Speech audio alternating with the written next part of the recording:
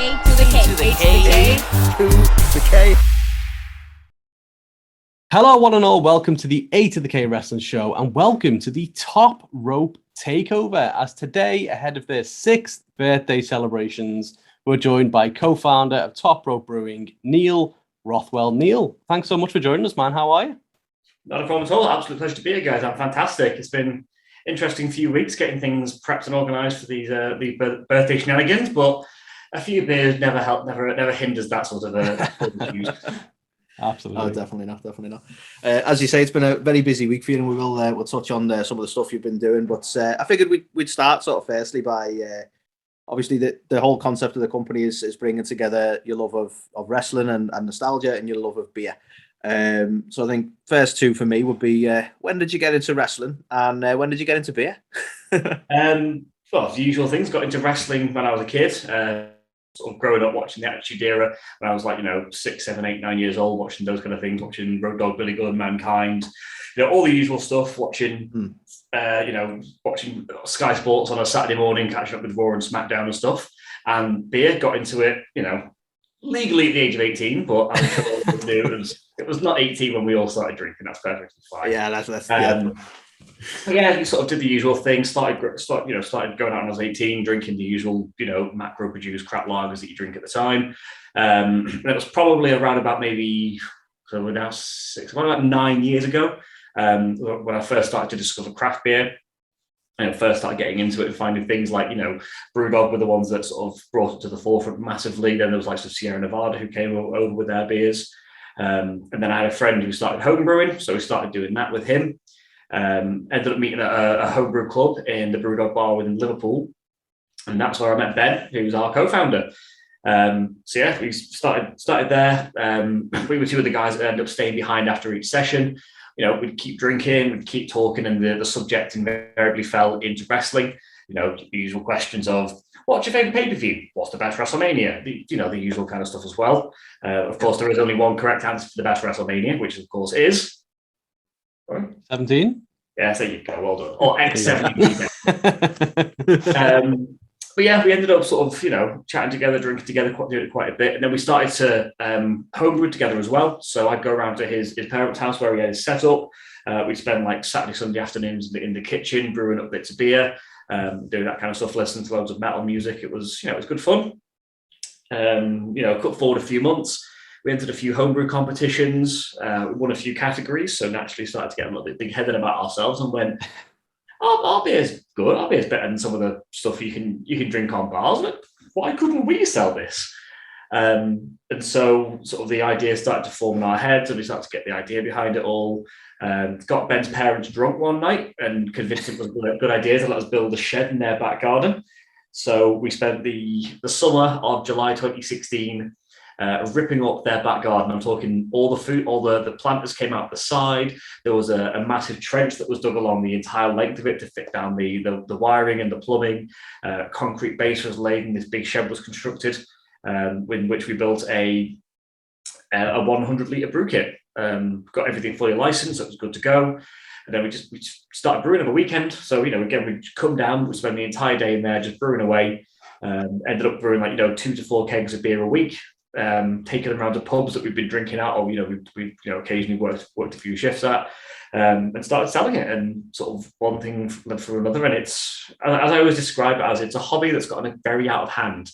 That's where we are at the moment. Brilliant. So I mean, you kind of mentioned there around, obviously you kind of bonded in Brewdog around beer, around wrestling. When did you kind of decide to go, do you know what, we're actually going to start producing beer but also have a wrestling spin on it? It was just kind of a thing that came up sort of naturally, because when we were discussing it, I think it was Ben that came up with the idea originally, that the idea was to have some sort of meaning behind what we were doing, as opposed to just brewing beer for the sake of brewing beer. It felt quite personal to us to have some sort of connection or something that we could feed from our personalities into the beer, so it makes it a bit more of sort of a connection when people were drinking the beer and having a bit more of a story behind it, and just it was something that we were both incredibly passionate about. So it just seemed like an obvious one to do. And then there's the fact that we both love a really good pun, so all of the pun names started coming out with things like the Rowdy Roddy Porter series and Papa Mango and all that kind of stuff as well. So like the names kind of fed into themselves. So it was just a case of finding something that we were equally as passionate about with the branding and the design purposes behind it as it was with the beers. Yeah, I saw something somewhere as well in like another interview you did where you were kind of like top rope because it was almost like it was a high risk maneuver almost to kind of take that step. That's another one that we've realised as well, is that obviously your fan base. I'm not going to try to mansplain wrestling to your fan base, but obviously any sort of big high risk thing, any high risk adventure that you take, whether it be in personal life or professional life, it does feel like it's a move off the top rope. Like you are going for that big Randy Savage elbow drop at the end of the WrestleMania match, and it's that big feeling that you have. So it kind of felt like it was a good connection to have that level of taking the risk and seeing what's happened. And in the 6 years that we've done that, we've taken quite a few of those. And I'd say I think as I said previously, a good 9 out of 10 of those have landed, which is not a bad rate in comparison to taking top rope maneuvers. No, not bad at all. So obviously, as you say, we're fast approaching the 6th anniversary. So it is, as you say, it's a very sort of a big thing to do, a very daunting thing at times, I imagine. Was there a point during that time when you're like when you knew you sort of like this has got legs, this is going to work? Well, I mean, it's kind of when you have to increase production. When we started brewing 2 kegs a week. And then we started selling 4 kegs a week. So we had to brew 4 kegs a week. And then we were brewing 4 kegs a week, but we were selling 6 kegs a week. And just when you have that sort of initial sort of increase in capacity, and when you can see that people are wanting to get more and more of it, that's when you kind of realize things are going on. And it was a year in that we moved from brewing 100 litres of beer, and we bought the kit that we currently operate on, which was a 1,000-litre kit, which, to put it in comparison to it for people, say a 100-litre kit will do roughly 2 kegs of beer and a couple of cases of bottles or cans. A 1,000-litre kit will produce 23 or 24 kegs. So it's a massive step up. That's a big difference. Yeah. Yeah. So when you go from brewing, as I say, 4 kegs a week and then brewing 22 kegs at once, it's initially quite a daunting step. And again, we took that maneuver, and it obviously worked because we're still here 6 years later. We've been able to move house again. So we were in a site in North Wales that was great for 3 years, but it was in the arse end of North Wales. So traveling there was really difficult. Yeah. And obviously there was no space for us to grow and to develop and to have things like a tap room like we currently have. So we were fortunate enough to be able to move ourselves back to Liverpool, where we are at the moment. Again, since we've moved in there, we've increased capacity, we've opened the tap room, we've started having events. So yeah, it's just one of those things where every once in a while you do have to take a step back and realize that things are still going well. And that's always a great feeling to have that every once in a while. Yeah, that's awesome. Absolutely. It's mad to think you've been doing this for 6 years now, and obviously coming up to your 6th anniversary. Kind of what kind of festivities have you got planned to celebrate? Well, we've got, as I always do, just take a month and just go absolutely batshit crazy with it. So this year we're starting off with a birthday party in the brewery, which is on the 5th of November. We're having 2 sessions for that. So we're having, the opportunity for people to come down during the early afternoon or sort of later evening. Our head brewer, Ben, is going to be running a pub quiz because he absolutely loves doing those. And we've got a series of special beers that we've brewed to go along with that. Then throughout the course of the month, we've got, I think it's 8 or 9 different events planned throughout the course of, and I can say this for the first time, across the entirety of the Isles. We're actually taking over all 4 of the countries this year.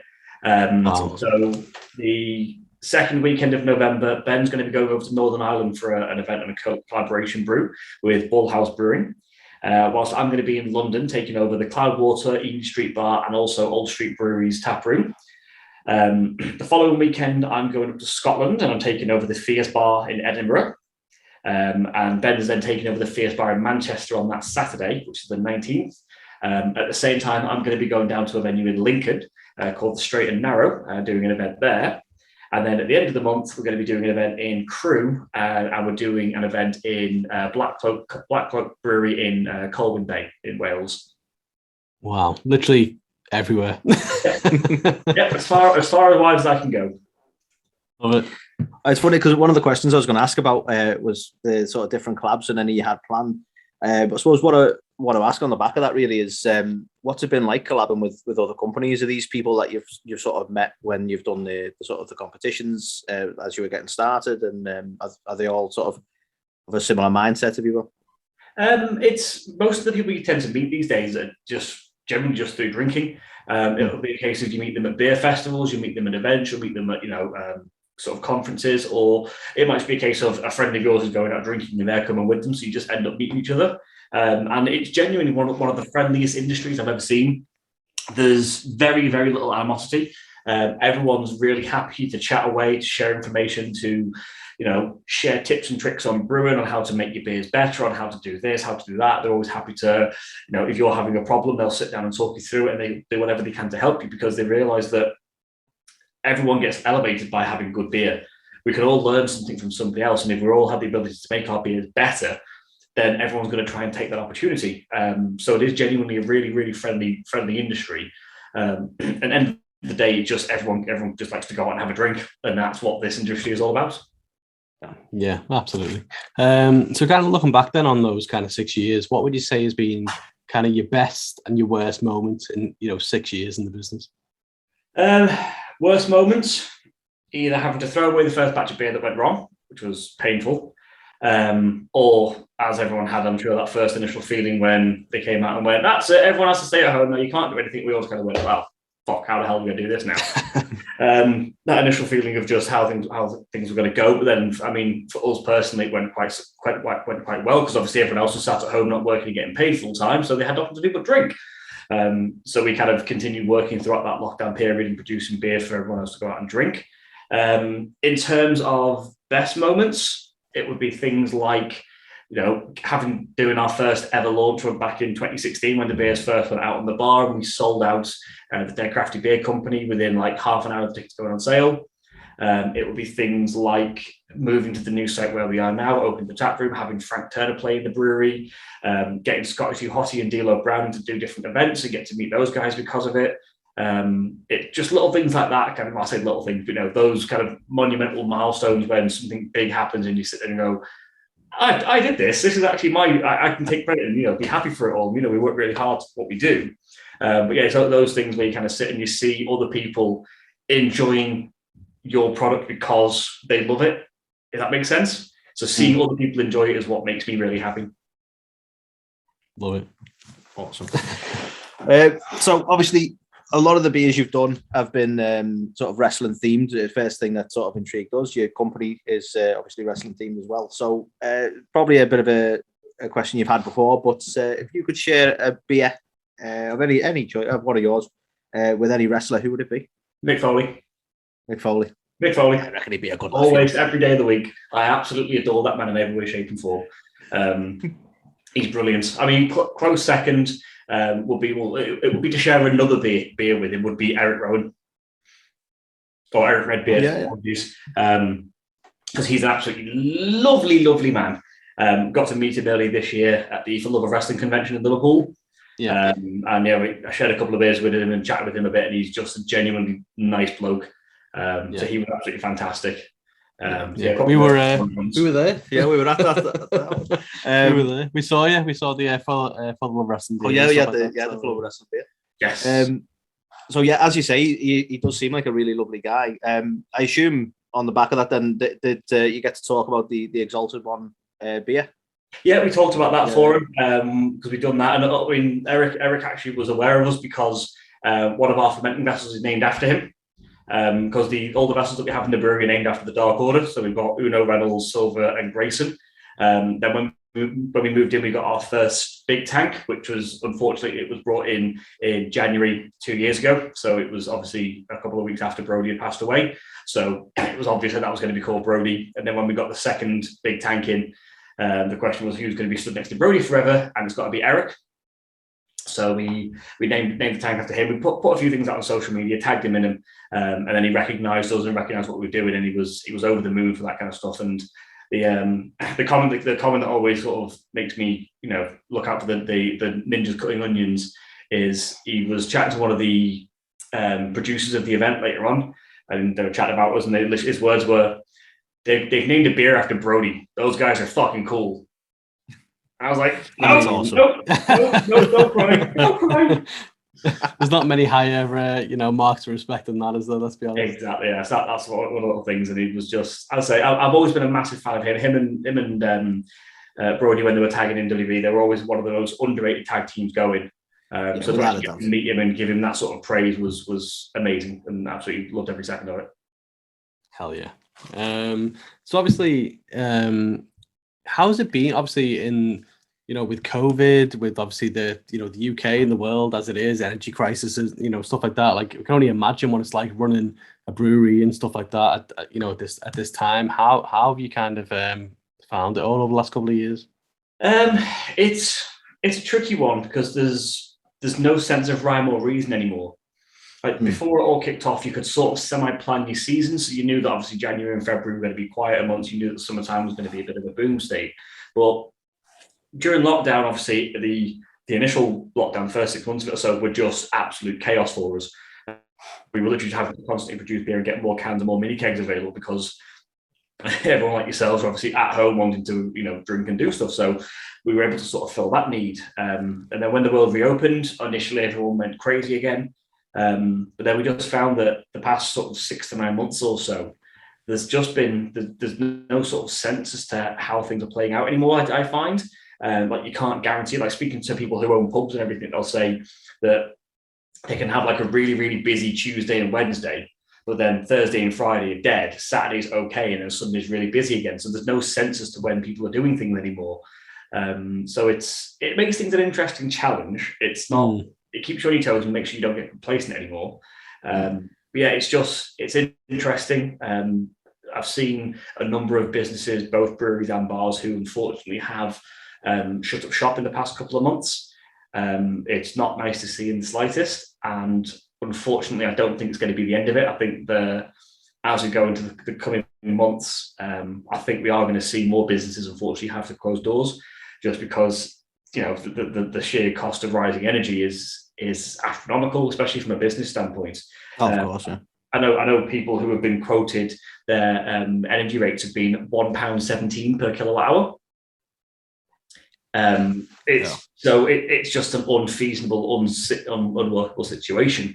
But then there is the reverse side of things, which is an interesting viewpoint to take in, that people will. We're finding that people are happy to spend more money on things like craft beer because they can't justify going on a big holiday anymore because it's just not within the books. So it's ways of finding those little victories and those little treats for yourself. So you go, you know what, we will have that takeaway for 20 quid because it's only 20 quid compared to a £2,000 holiday. I will go out to the bar and have 2 extra pints of good beer because I know that that's my justification and that's my little treat to myself to keep myself positive and going through the world. So it's kind of an up and down situation. So it's an interesting one. And the next few months, end of this year and next year are going to be very, very interesting for anybody who owns a small business, not just hospitality, but anybody who owns a small business. It's going to be very, very interesting, to say the least.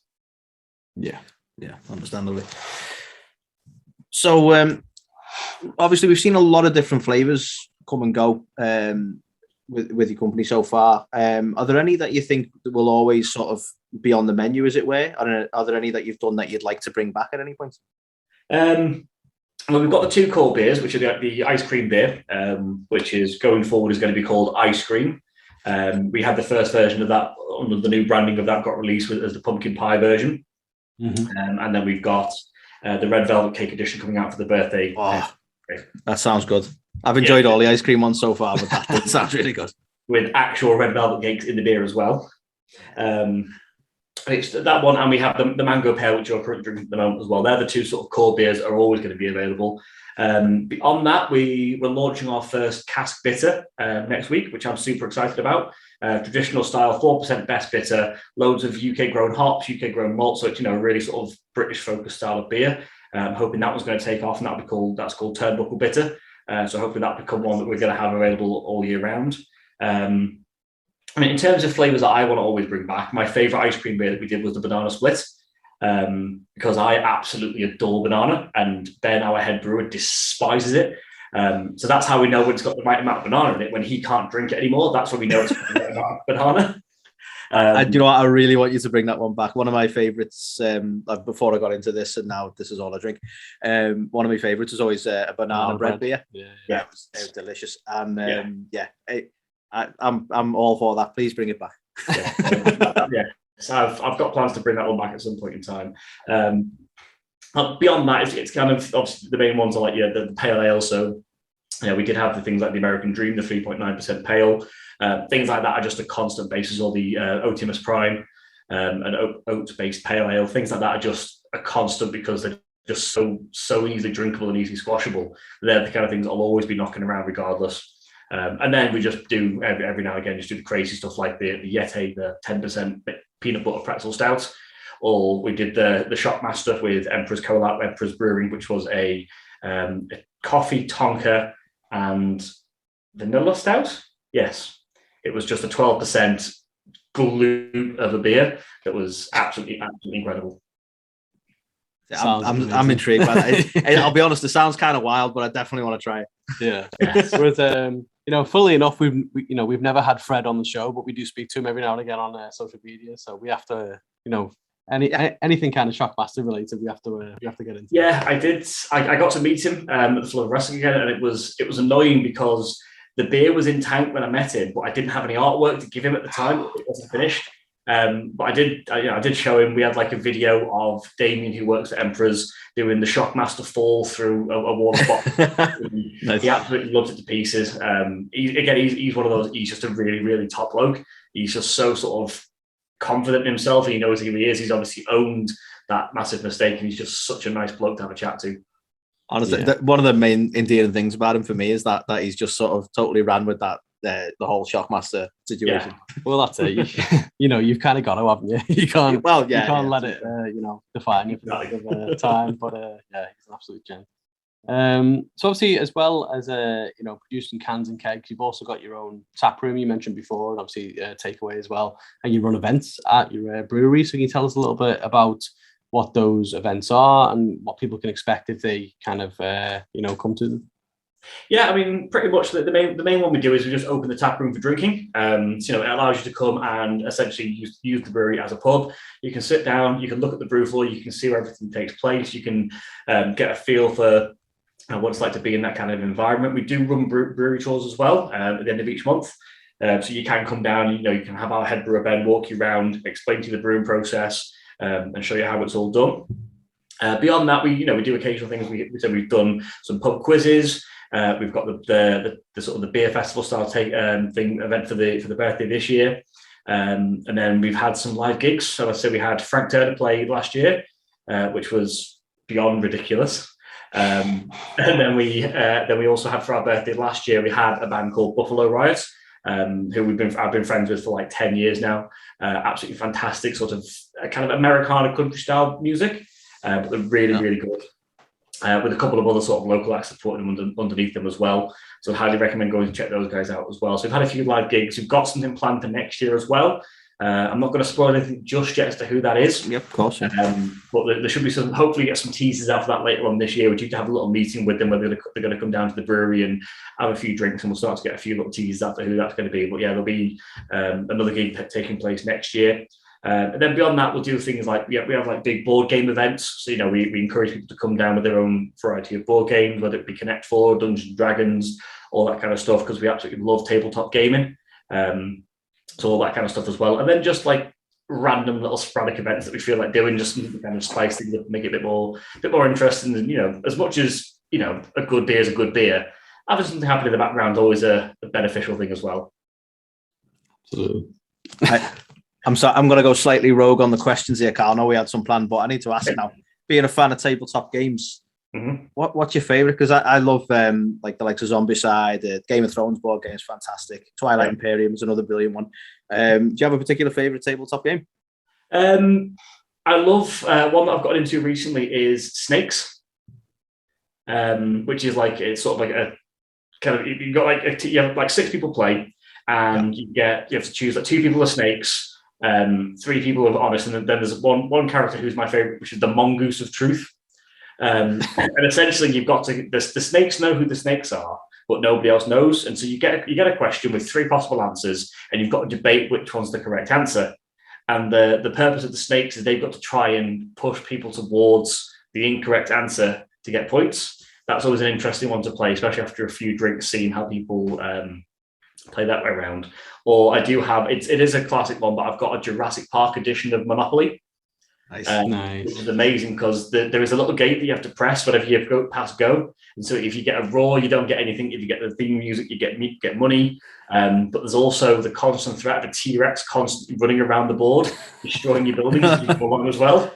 So that's awesome. That's a really fascinating one. In terms of tabletop gaming, the best one to speak to for that is Ben. He's the big sort of tabletop gaming guy. He's played, so he does like 2 or 3 sessions of D&D a week, and he's played what else? They had the Muffin Time game down the last tap room, which was really interesting to watch, or Secret Hitler. Oh, I've heard of Secret Hitler. Actually, it's meant to be really good, though. Yeah. Secret Hitler's a very, very interesting one to try and understand the rules for, let alone play it. Secret Hitler, another good one's worth playing as well. Sounds fantastic. So obviously we've seen some kind of iconic and obviously delicious tributes to a number of wrestlers now. What's been your favorite creation you've come up with so far? And was it, did it happen to be a tribute to your favorite wrestler, or was it just kind of by happenstance? I think the one that's my favorite was early this year when we did the series of beers for Mick Foley. It's something that we've been trying to plan and get done for quite a long time. But it was one that we did. So we had a particular hop that we brought in for it, which has a variety of characteristics ranging from, it was going from like red fruit and cherries and raspberries, all the way through to some sort of tropical notes. So we were able to sort of play around with that and utilize it in different ways in 4 different beers. So we planned it out, and the artwork that we had from our artist was absolutely incredible, because it was basically the 4 cans sort of stacked on top of each other. So it looked like one giant piece of artwork that was a locker room with all the different belts and the bits and pieces of different characters that was just out of this world. So we did like a base IPA, so a really simple 5% IPA that was Foley is good. Just a really standard one, straight from Mick Foley. We then did a fruited version of the same beer, so the exact same base beer, the same hoppage. We just threw in loads of I can't think what the hell the fruits were for it now, but we put a lot of fruit into it, and that was I'll Have Mercy. Obviously, make it fruity and hippie for the Dude Love character. We then did a black IPA version. So kind of like you're drinking the Exalted one now, it was similar in that style. You've got the dark colour, but you've got the big sort of hoppiness and fruitiness that comes through. And that was Have a Nice Day for Mankind, obviously. And then we did an 8.2% double IPA version, where we just basically doubled everything up, made things twice as strong. We upped the ABV, we upped the hoppage, we made everything big and stupid as the hardcore edition for Cactus Jack, and that was just called Bang Bang. Absolutely love it. I think something we often say as well is just like how good the artwork is. Like obviously, like you could display these on a shelf or something. Like it's so, I don't know. It's like iconic in terms of the artwork. As part of what we're currently going through from our 6th birthday onwards, we are going through a bit of a refresh with our branding. The gentleman who did all of our artwork for us previously, Tom, who was a mate of ours that we've known for donkey. Ben went to school with him. I was in a band with him when they were 15 years old. He's taken a step back, because his personal life is chaos as all it is. His professional life is busy as all hell, and he's decided that he wants to have a social life, which I find to be very selfish of him. How dare some people doing his own thing. So we are moving in a slightly different direction with the branding going forward. We've got an absolutely fantastic new artist in place called Kira. The work that she's doing so far is brilliant. If anybody who follows us on social media, we've started to post the first couple of clips through that she's done for us for the birthday stuff, and they've been outstanding. It's just nice, when you look at something over and over again, you kind of become a bit numb to it, and every time you see something new, it's good. But when you have someone come in and do something fresh and different, you go, oh, actually, and you see it under a new light. So she's done some really good stuff for us so far. And we've got some big plans for end of this year and into start of next year as well. So it's going to be, the artwork's going to be taking a step up and going in some big new bold directions. If you want to get all, sort of line mainstream corporate about it. Marketing speak. Love it. Exactly. So while we're still sort of touching on the sort of the wrestling themed elements of it, and like we talked about the Exalted one, and we talked about the Mick Foley tribute you've done. Is there any wrestler in particular that if the opportunity were there that you'd love to do a tribute for? I mean, the main one for me would be working with someone like Session Moth. She's a bit more on the independent scene and everything. I know she's worked for AEW, she's been on Ring of Honor, but she's absolutely fantastic. I've seen her countless times now on smaller independent shows. She's just a really, really, really solid worker. She knows exactly what she's doing in the ring, and she's got her character work down to an absolute T. So you're always guaranteed to have a great match watching her. So I'd love to work with someone like her, because again, the gimmick leads into the whole thing as well. Last time I saw her was in Doncaster watching 1PW. They've come back, and she had a match there. And so getting to watch her drinking one of our beers in the ring with Mickey James was pretty fucking special. That was a highlight moment, to say the least. So I think someone like working with Session Moth will be great. Because it'd be interesting to work with someone who is also kind of active on the scene as well. So obviously, most of what we tend to do tends to be with either the big guys from the major event companies, or sort of the legends.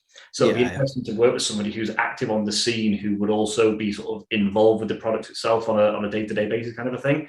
So I think the ideal one I'd have would be someone like Session Moth, because she would completely understand the entire process behind it all. Yeah, I think obviously Martina's gimmick would fit nicely with everything you guys got going on. Oh yeah, and then it's like a giant leopard print can would just be amazing. Yes, perfect, Brandon.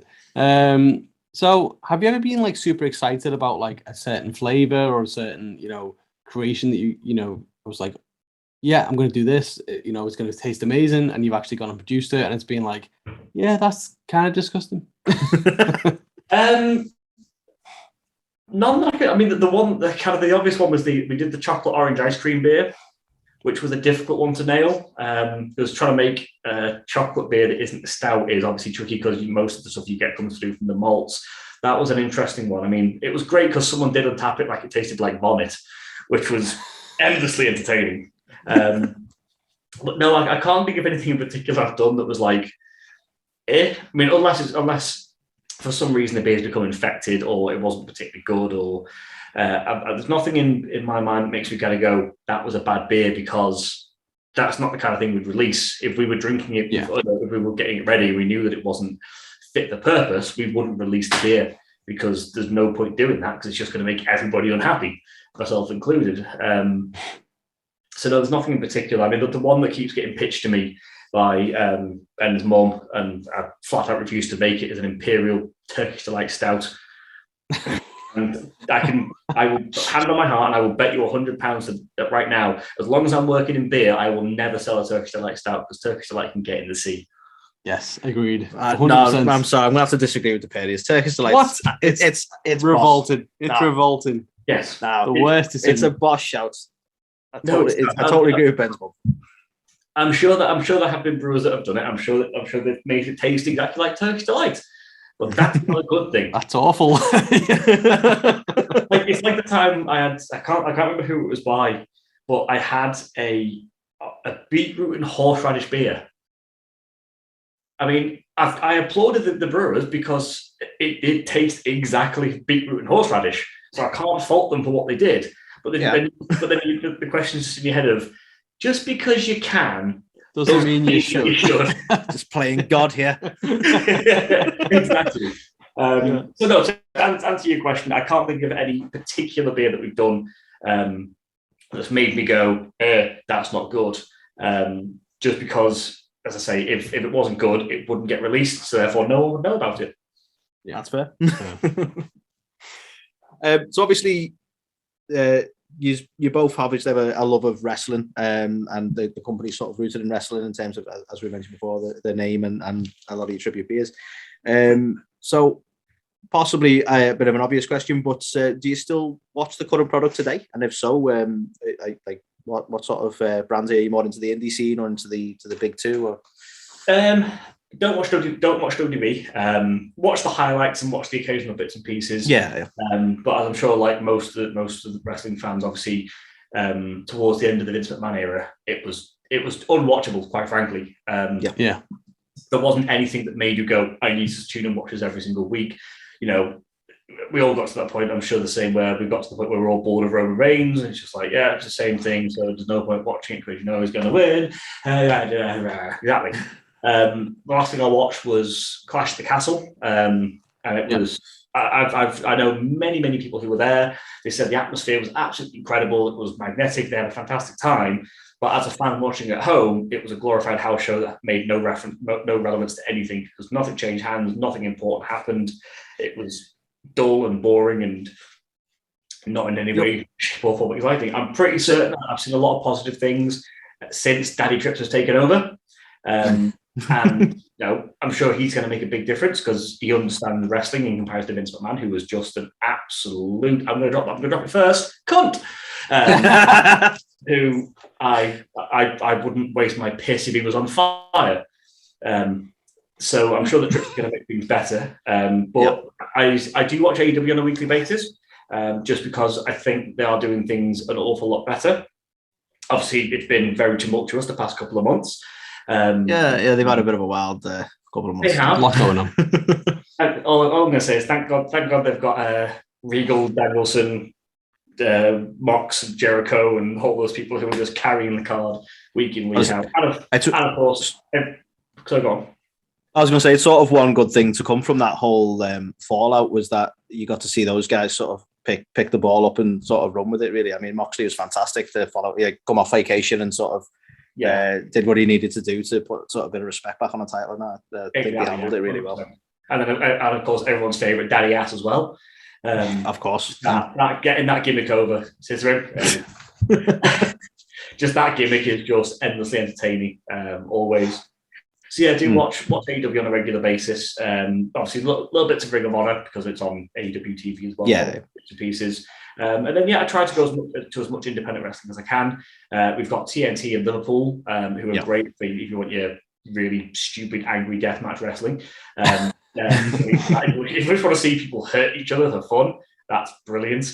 And I say went back to the 1PW show, which was great, getting to see people like Ace Austin was there. There was D'Lo Brown turned up. RVD was in the main event against Mark Haskins. Nick Aldis was there. Colt Cabana. It was a really, really, really solid card. Yeah, and I'm very excited for their next show in February next year. It's going to be absolutely incredible in Lincoln. Other than that, we've got. I've been to a couple of Progress shows, but obviously, trying to travel to London on a regular basis is difficult. And then we've got places like I'm blanking on the name of the Manchester promotion now entirely. Oh, what the hell are they called? There's Rev Pro and there's no, wasn't there? I thought Carl might know it, but I think he's struggling as well.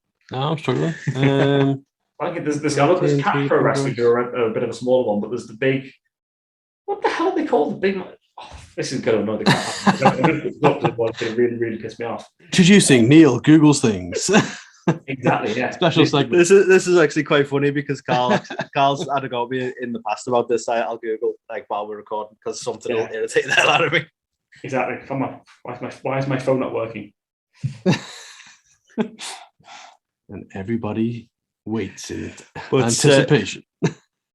Obviously, we'll do a little bit of a shameless plug since you mentioned TNT. That obviously they can watch it on Pro Wrestling TV. They can. They absolutely can. As well as us. Obviously, Lizzie Evo as well, or Lizzie. I do it every time. Lizzie Evo. I try and sound more Scouse than I am. I'm like Lizzie Evo, and she was like, "No, it's Evo." No, it's Lizzie Evo. Lizzie Evo. I don't know why. I was like, Evo sounds more Scouse to me, but I'm a wolf, so it's fine. Yeah. And it's Future Shock Wrestling. Future Shock. Yes. How the hell did we forget about I do apologize, Future Shock, if you're listening. You are amazing. Those guys as well. So we've got a good sort of mountain of wrestling in the north. I've got some friends who live down south as well, and they say that the north is far better for wrestling than it is down south, which is the same for everything in life, really. I agree. It's so much better up here. Yeah. So obviously, we've got to ask, as a beer connoisseur, have you tried Steve Austin's beers? Obviously, Broken Skull IPA and American Lager. And if so, what are your thoughts? I have had them. Been very lucky. There is a website managed to get them in. They're good. The lager is a really, really good kind of.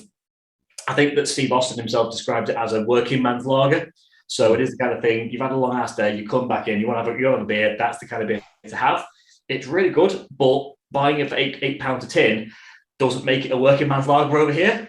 No, so, it's a good I'm sure that if you're buying it for like $2 a tin in the States, it's amazing, and I'd love to drink it all day. But I can't justify that over here. So it is solid, but it is good for a special occasion. And the Broken Skull IPA, the one that started it all, is good. It's a very, very old school American IPA, which is something that I do miss. It's like that first time when you had Sierra Nevada Pale.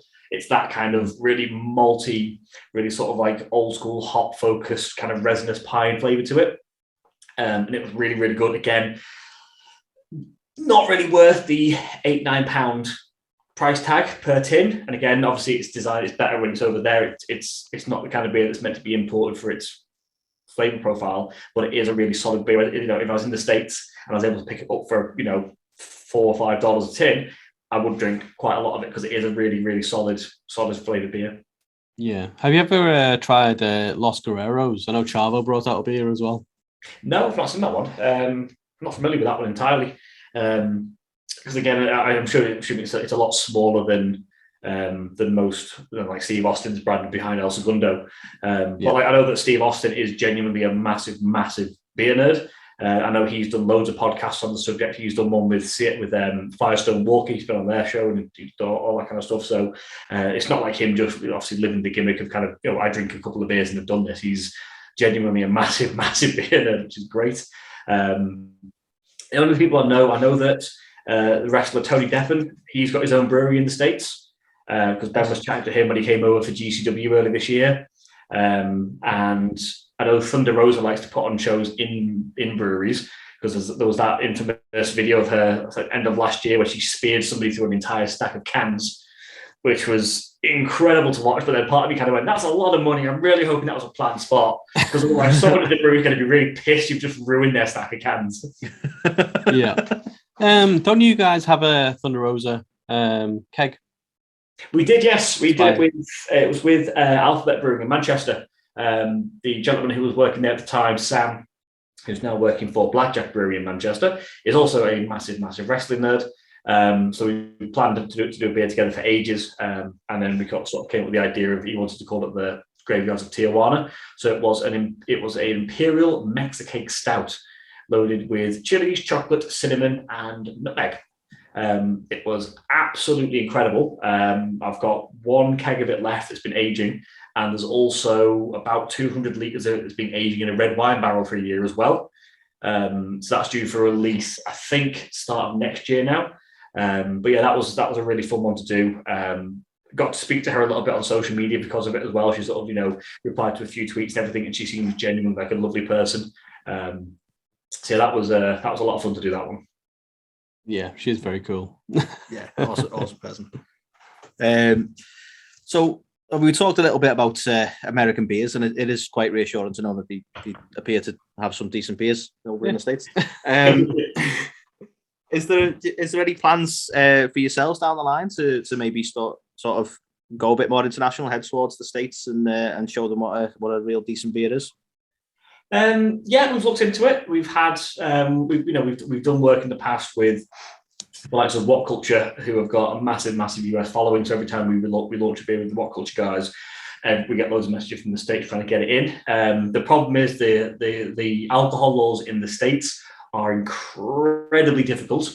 They're really, really strict and really tight. For example, in the States, you'll find there's a lot of breweries that don't ship out of state because even to move it from one state to the next requires a mountain of paperwork and taxes and all kinds of stuff. And for some of them, it just doesn't make financial sense to do it. Wow. So you'll find a lot of brewers who will just stay within their own state. And so for us to get beer into the States, we actually have to have an importer in each individual state that we would work with.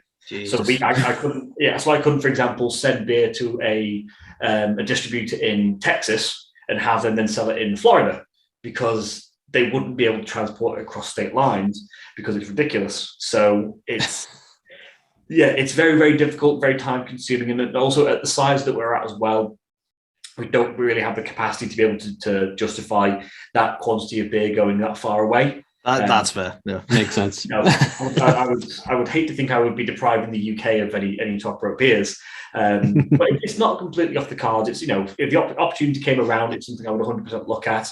But it's just trying to get everything organised and processed, and all the red tape and paperwork. Trying to sit, I'm sure that anybody knows who tries to read government websites, your brain shuts off within 5 seconds of reading any paragraph. So trying to force your way through that is not the easiest thing to do. Yeah, no, I can imagine. So probably one of the last questions. Obviously, we've seen Top Rope doing a lot of beers, but we've seen like The Rock bringing out Terramana. We've seen Conor McGregor with Prop 12. The Bellas, Brandy Rose, all got like a different wine out there. Are Top Rope ever gonna venture further afield, maybe outside of the beer industry, and do any kind of other different drink styles? Not particularly. Just because it's another sort of things that we don't particularly need, I don't think. I know there are plenty of breweries out there that are putting out things like gin and their own vodkas and stuff, and all kind of preparation. But it's just another thing to add into it. And then put on top of that, there are some changes that are due to come in terms. I won't bore anybody with the back of house stuff of the legalities of taxes and all that kind of stuff, but there's basically a few changes that are due to come in the next year or so that are going to alter the way that beer duty is paid and how much tax is payable per pint, basically. And they're essentially bringing in, or the planning to bring in, might get changed, that it will be calculated based upon an average percentage. So if your brewery only produces a 5% pale ale, then you'll only be charged at a 5% pale ale. But if you produce 5% pale ale and then produce 40% gin, your average is going to be heavily skewed because of that 40%. So it will basically overcharge, and you'll be absolutely fucked in the ass for producing this one other gin that will skew your entire averages. So unless you are producing a vast sum of it, and it's going to be a big part of your business, it could potentially be something that's going to be a hindrance more than a savior with things. So it's not something we've looked at directly at the moment. Again, as I say, if something comes up and it becomes a viable option, then fantastic. I'll happily look to do it. Something like a Papa Mango flavored gin would be incredible. But it's just something that we're already spread relatively thin as we are, and it doesn't seem wise to take our focus off the main view of the business to try to do something else that may not work as well. Yeah, makes sense. So one other question I had for you, and it's one I've been mulling over. Again, I've gone a little bit rogue, Carl, sorry. Obviously, a lot of the cans have the match pairing on it for like the Papa Mango and the Exalted one. And I know obviously yourself and Ben are both wrestling fans. So how do the match pairings tend to work? Do you end up, because we know what wrestling fans can be like, do you end up debating quite heavily what is the perfect pairing to go with that beer? Not particularly. It's more just a case of usually a beer will be inspired by a match or in particular, or we tend to just kind of go with what is the most well-known match of that particular wrestler. I mean, as much as I love Charles Wright to pieces, he is an absolutely lovely bloke, and he had better runs. But genuinely trying to find a good Papa Shango match is really, really difficult. But other than that, it's just a case of it's finding particular matches that have sort of elevated those individuals. So, for example, we did when we did Ding Dong Hello, a big IPA. The match pairing for that was when Bailey came out and she attacked the Wacky Waving Inflatable Arm Flamed you guys.